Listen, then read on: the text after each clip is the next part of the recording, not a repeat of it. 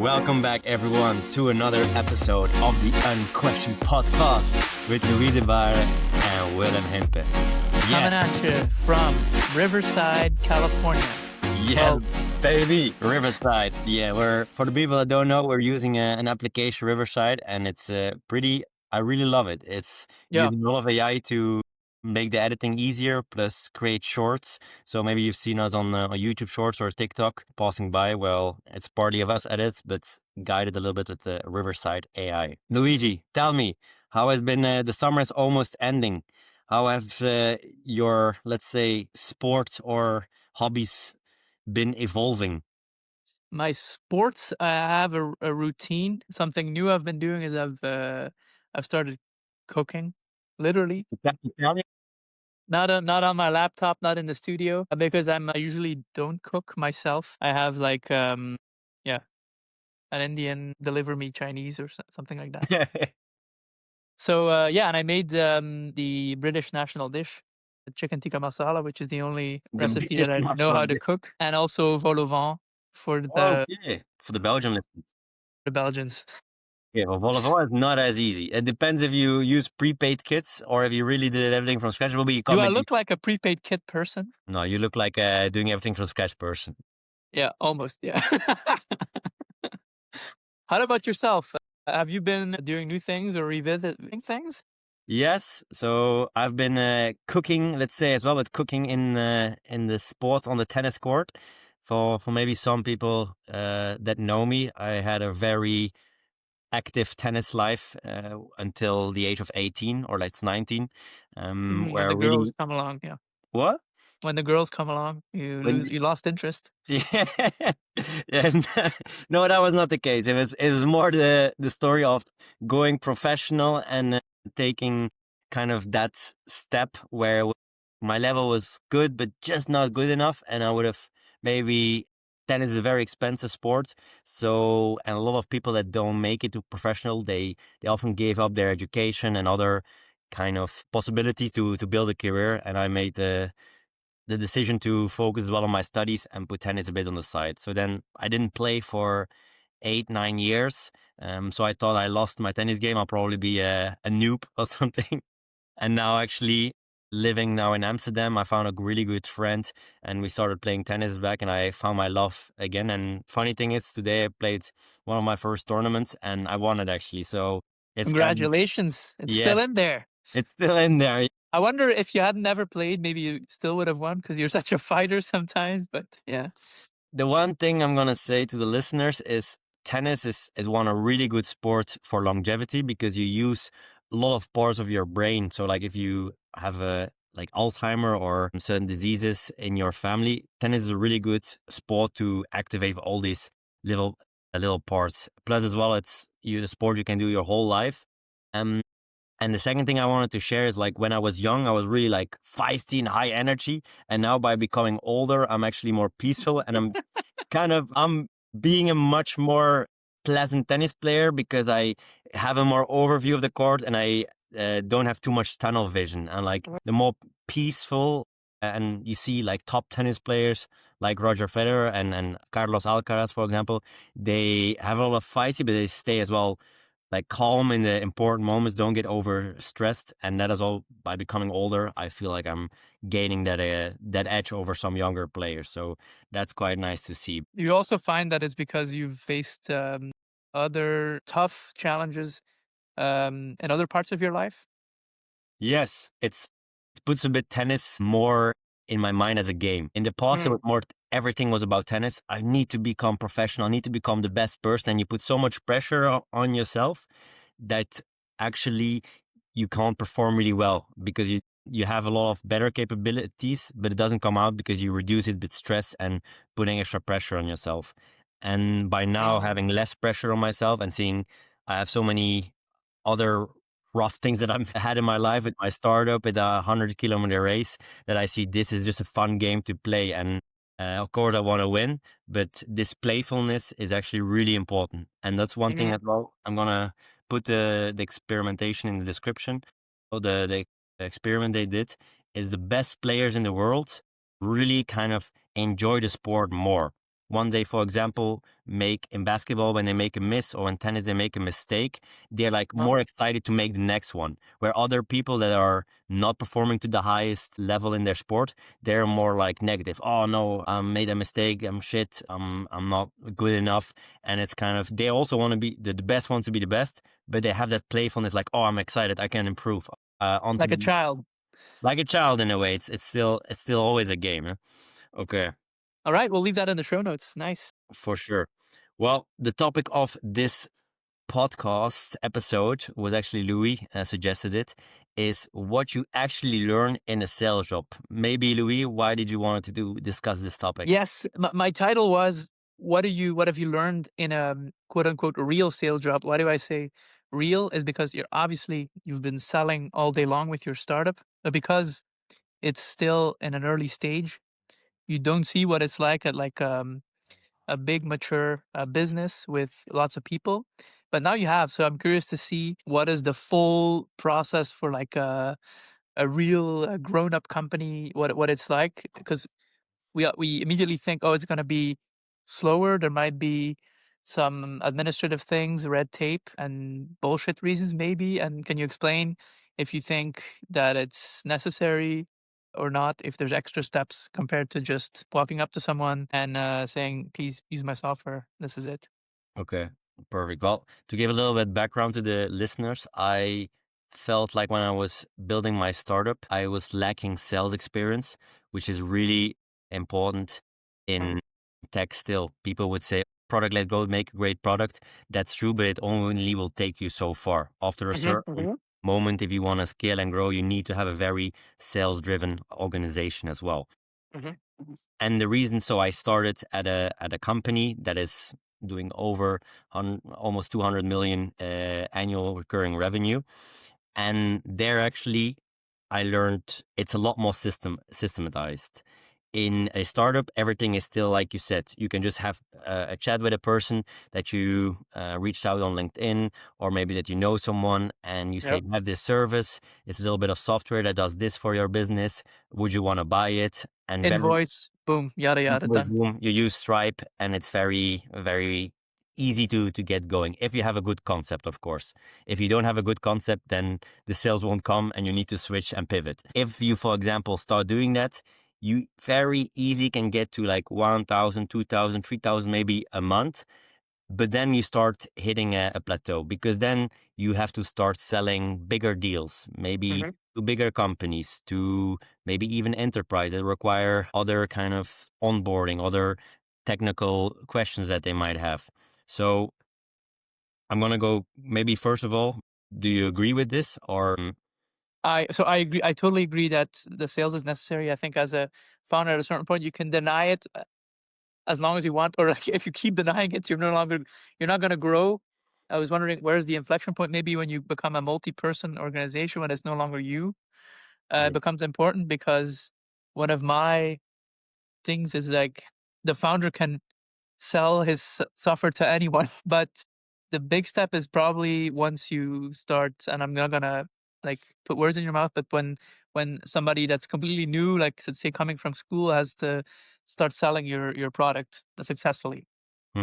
Yeah.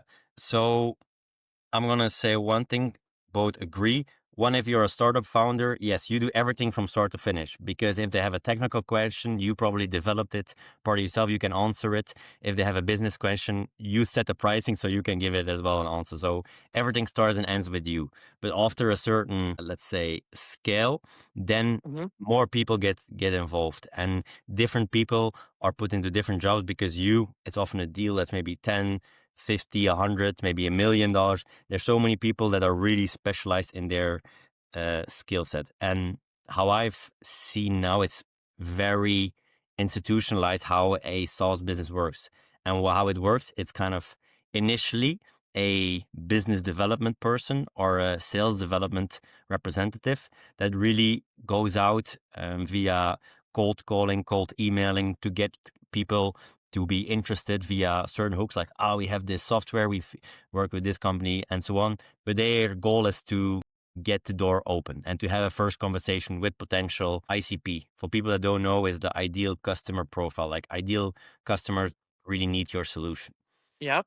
Then these people might have the first meeting and they kind of qualify. They say like, okay, this person wanted the meeting. Is this a nobody that has no money and cannot buy?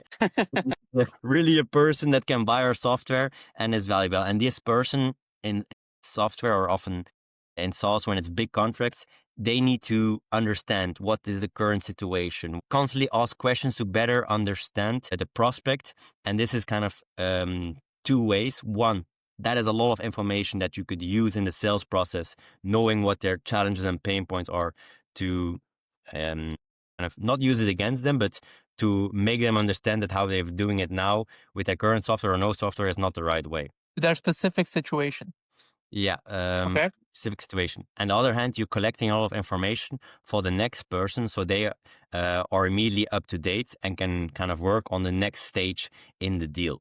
So after this, SDR, BDR, sales development, or business development person gives it to an account executive. And that is kind of a person that will then understand, okay, this is a customer, or sorry, a prospect that has a need. There is a potential match. They have a budget. They want to buy potentially our software. He will then go deeper into their pain points, working maybe with a demo that he's going to show, maybe kind of an overview of use cases that we've done even with other companies, really to kind of get them more trust with the client. And he is often in a technical role, or so with a technical role assisted. So that is kind of a solution architect. They sometimes in sales they use a lot of names, but basically this is a technical salesperson that will just, for the other IT developers, maybe the CTO will explain how the software works,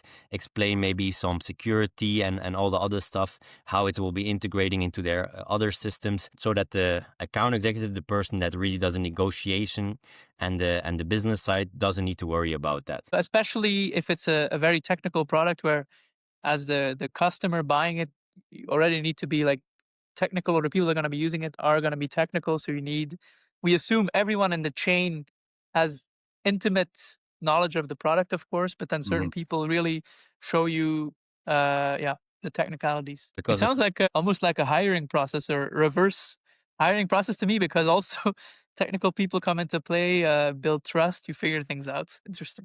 It's funny how you say it. It's like the hiring process. There's you have a pipeline for a certain role. And actually, I don't know, a lot of salespeople that use a pipeline for dating as well. But I'm not sure they use a technical person to qualify their potential wife or husband.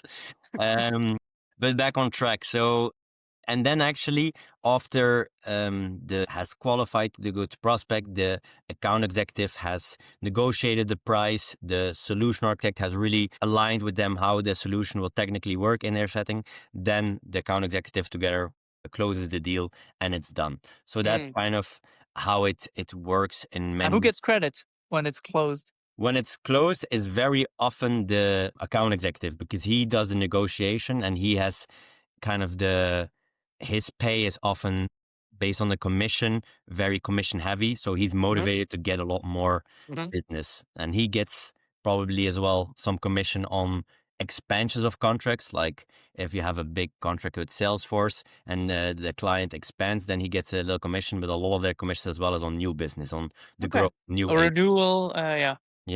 And then the BDR, for example, they often get commissions based on qualified opportunities or on meeting sets. So they just have to constantly create more pipeline for the earlier in the process, filter out.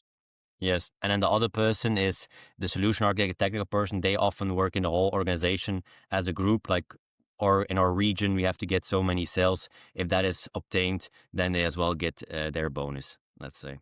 All right. Having heard all that, my most burning question is, because you're becoming a sales professional at this point, can the best salesperson outsell the CEO of the company? In my opinion, I would say no. Because you're both. I'm a CEO of a small startup, but the reason what also happens in big enterprise deals is that the account executive, he can be really good, but on the table, it's we're still people selling to people, and it's sometimes the ego of the people around the table. They will often include, for example, a VP of sales, so that is the person on top of all the account executives, or maybe even a C-level executive, the CEO, because that kind of shows like you are a really important client if it's a really big deal, and they feel like special, like, okay, this software company, even the CEO is in the meeting, so they must mean business.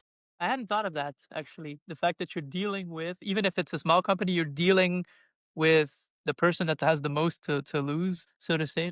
Or can be prestigious at a large, probably for the largest deals. What's the highest up person that's been part of the negotiation that you've seen? Then it's often the CEO. There's But he will personally. So when it's worth it, they will personally step in. Yeah, they feel like, okay, this could be a multi-year, maybe multi-million deal. Then they say, okay, it's worth of me to be in that 30-minute or 1 hour meeting to give my 2 cents, let's say. And often the CEO, they have a lot of knowledge, not always, but have a lot of knowledge over the whole business. So often when there's questions of the future, of how the roadmap of the platform, they can answer these questions easily. But mostly the prestige, you got the CEO to show up for you. You must be important enough. Yeah, voila, that's it. And then those people, or the client, the client is like often like, okay, listen, they as well are in it for the long term, not just a small little deals. And for the startup, they always get you. Uh, So there, it's like for the first time, it's not you. They're gonna be like, "Well, the product's growing, but where's my attention?" yeah.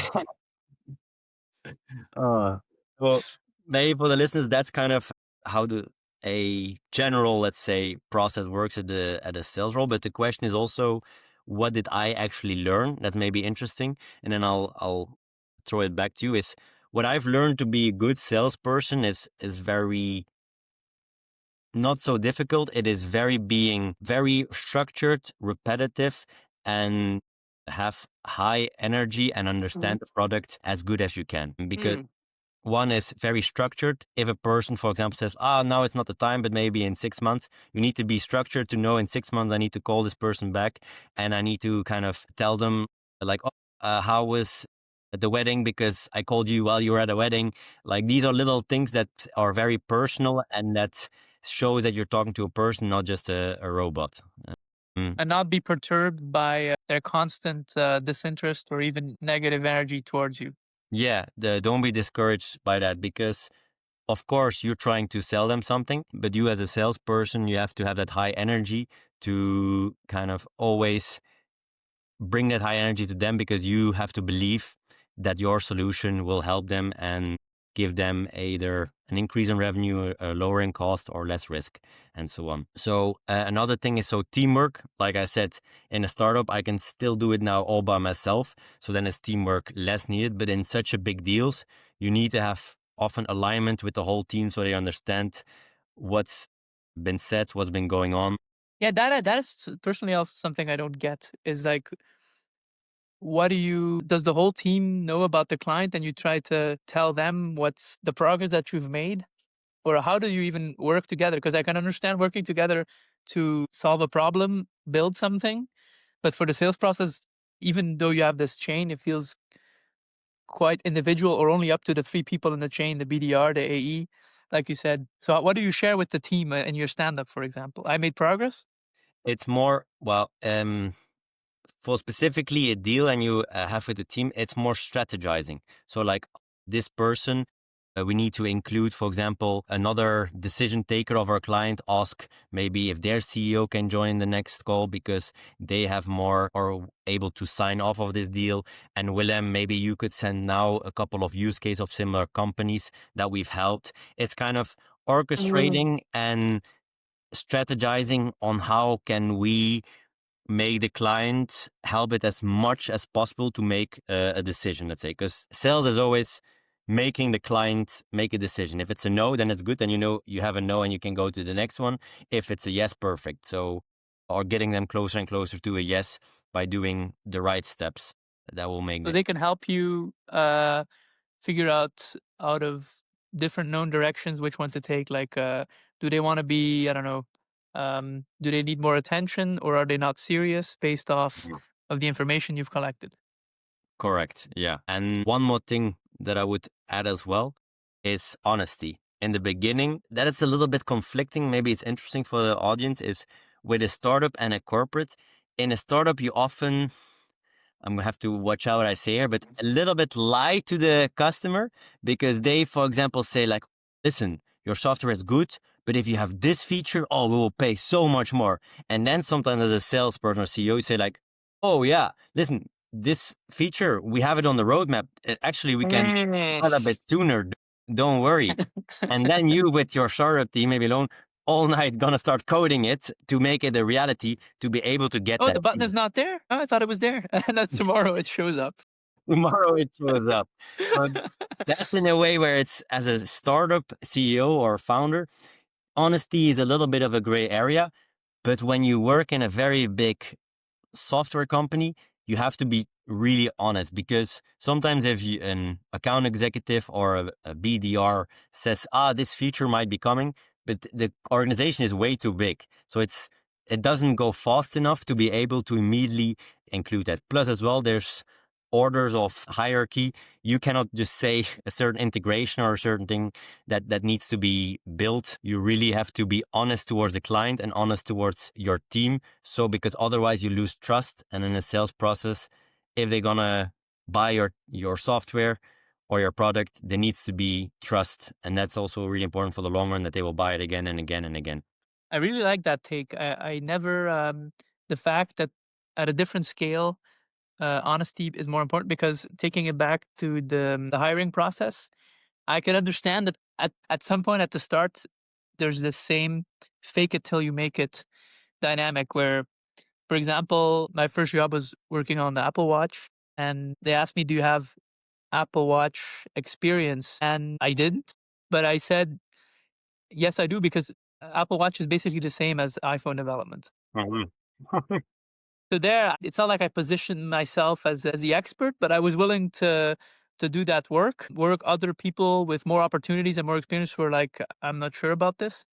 And so, yeah, but I can understand that if you, if you're going to have a lot more responsibility and if it's a bigger deal that you have to be really precise and you cannot afford to play loose with things. And yeah, I didn't think about that because in the beginning, especially going from 0 to 1, you're going from literally nothing to meaning something. So you have to, you have to wish and hallucinate.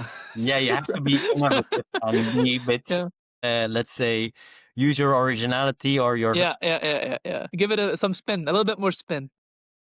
Let's call it like that. Like in every sport. Awesome. Hopefully the listeners, you guys understand now a little bit more what you can actually learn and what happens in a big SaaS sales role. So the sauce of the sauce. The sauce of the sauce. That's a good way to end. So, people, it was again an amazing episode of the Unquestioned Podcast. Please, in the comments of Spotify, if you have any questions, let us know. And we're looking forward to seeing or hear that you're listening again to our episode of the Unquestioned Podcast. See you soon. Bye-bye. Ciao.